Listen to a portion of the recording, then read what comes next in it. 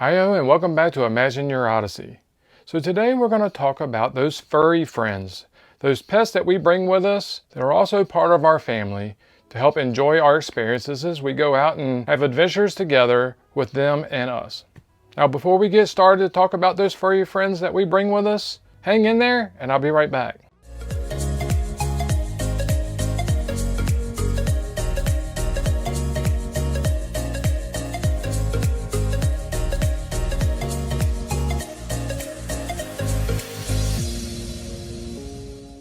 Alright, welcome back, and let's go ahead and get started talking about those furry friends or those pets of ours that we bring with us on trips. Now some of us, like I said before, brings cats, some brings dogs, and some brings other kinds of animals. But nevertheless, there's certain things that you got to think about when you bring them on your trip. Now if you're new to RVing, I'm hoping that this video will be a lot of help to you. If you're not, please share down below in the comments some of the things that you've done with your pets when you bring them along. But I'd like to share with you some of the things that we thought about and some of the things that we've gone through with our pets. So one of the things that we had to think about is sleeping arrangements.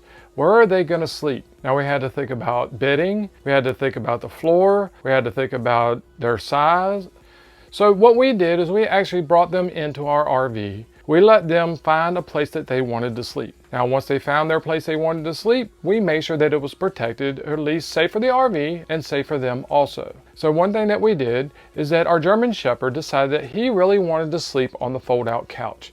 Now the kids weren't using it, they were using the bunks up behind us. So it was perfectly fine for him. So we took the jackknife style fold-out couch, laid it out, put a sheet over top of it to make sure that his paws didn't rip up the material as he was getting up and down, on and off of the couch. Now our Dutch Shepherd, she much preferred to lay in the floor. Now we have carpets on the floor, so she went and laid on the carpet, and she has her own place that she wants to lay down. So she was just fine there, and it wasn't really much we had to do. Now we did put the carpets down for a reason, I'll get to that in just a minute, but nevertheless that's where she liked to sleep.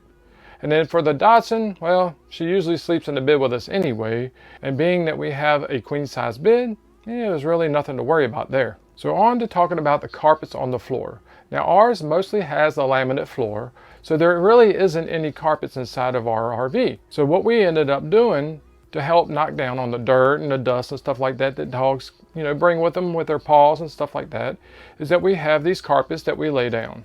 By laying down the carpets and them coming in and out of the RV, the carpets would collect all the dirt, the dust and stuff that comes off of them, especially when they lay down or they're walking around.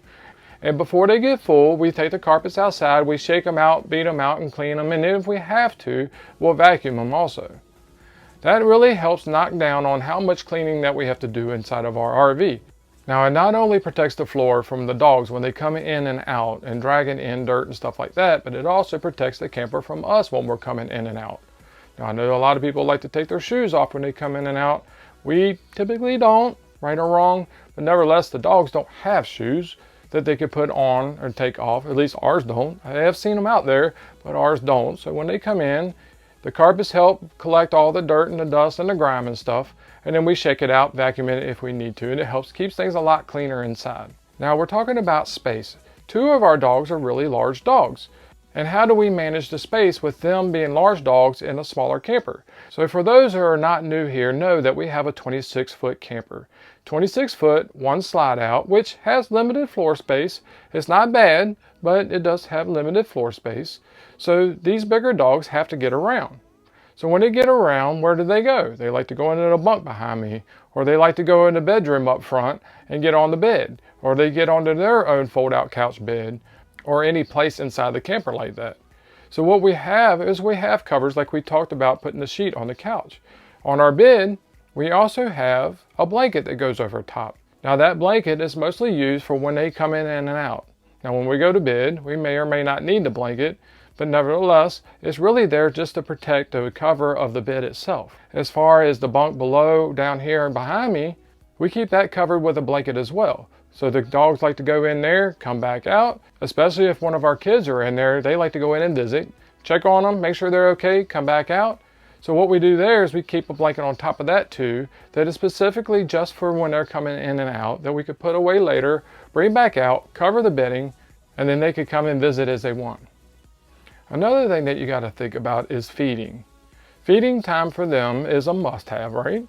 So you have to think about where they're going to feed. Now, most of the time when we're out camping, we're going to take them outside, we're going to feed them outside. But what if the weather is bad or the timing just isn't right and you need to bring them in to eat? Especially if we want to eat inside, we're going to bring them inside with us. So we have a specific rug on the floor where we put their food in their water bowl. Now this mat that we put down for them where we put their food in their water is waterproof. So if they spill any water or drop any food that may be wet or anything like that, it won't go through and it won't damage the floor in the camper or the RV. And it's easy to clean itself. We could take it outside, wash it down with a water hose, hang it up, wait for it to dry, and then bring it back in, start all over again. Other things that we've done inside of our camper to help with managing the dogs is that we put up these command strip hooks. And what they're used for is to hang their leashes on.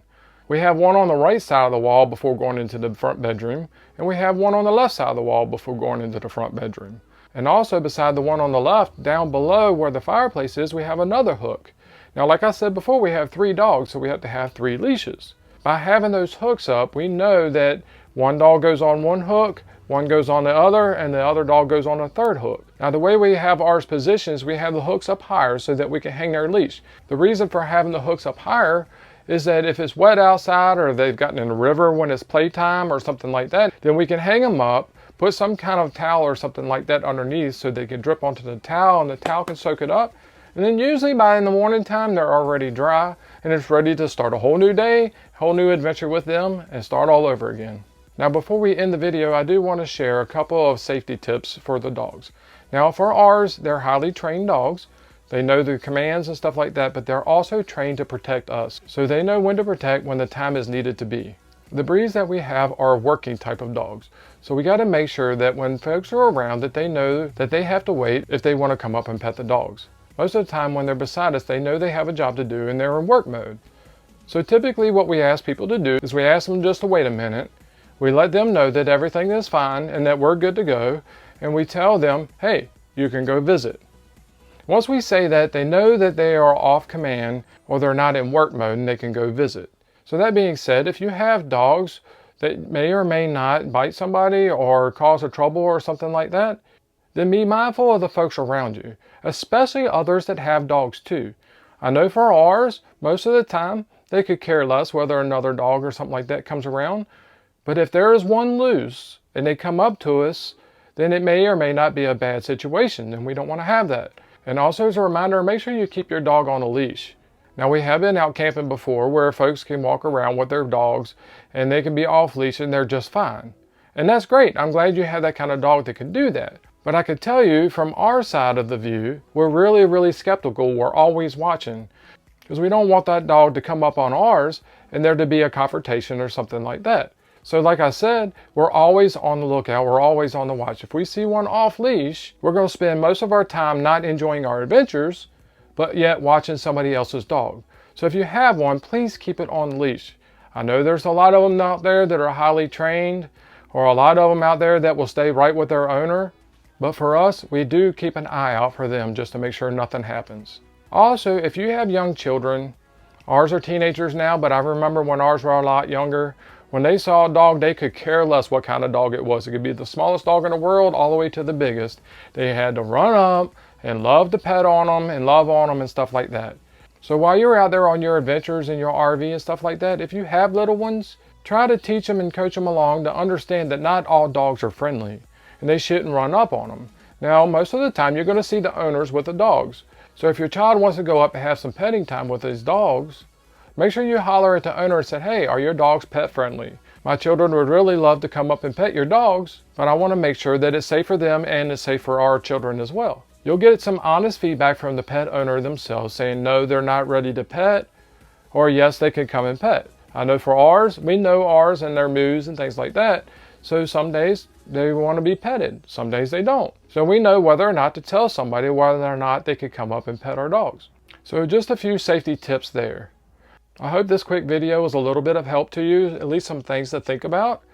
And like I said in the beginning of the video, if you have some experiences around your dogs or your animals or some things that you may do differently with yours, please share those in the comments down below. And if you like coming to Imagine Your Odyssey, please click that subscribe button, hit that like button with that thumbs up, and click on the bell so that you can get a notification the next time a new video comes out. And if you're ever out somewhere and you want to come see our dogs, that's great. Holler out, "Ayo!" Ask if it's okay to come see the dogs, and we'd be glad to see you and meet you. So until the next time, keep it safe, enjoy your furry friends, and until the next time, God bless.